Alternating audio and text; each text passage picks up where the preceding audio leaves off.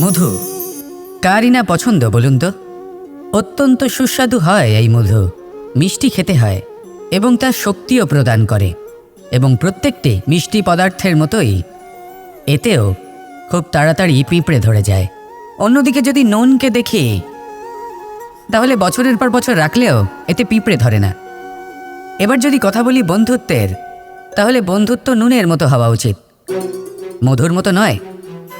যারা সামনে এলে শুধুমাত্র মধুর মধুর কথা বলবে, পরে এতে পিঁপড়ে ধরে যাবে, এটা নুনের মতো হওয়া উচিত। প্রকৃত বন্ধু হলো সে যে সময় এলে পরে আপনার সামনে আপনার প্রকৃত সত্য তুলে ধরবে, তা সে যতই কঠিন হোক না কেন। আপনার দোষ, আপনার অপগুণ, আপনার খামতি আপনাকে বলতে পারবে, যাতে আপনি সেগুলো শুনে মেনে নিয়ে তারপর নিজেকে শুধরোতে পারেন। এটাই হলো প্রকৃত বন্ধুত্ব।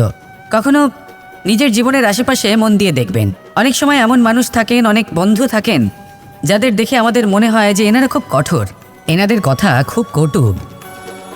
কিন্তু বেশিরভাগ এমন মানুষের মনটা যদি বুঝতে পারেন, তাহলে দেখবেন তাতে কোনো মালিন্য নেই, এনাদের মন অত্যন্ত পবিত্র হয়। যদি আপনার জীবনেও এমন কোনো ব্যক্তি থেকে থাকে, এমন বন্ধু থাকে, তাহলে তাদের আগলে রাখুন আর আমার সাথে ভালোবেসে বলুন, রাধা রাধা।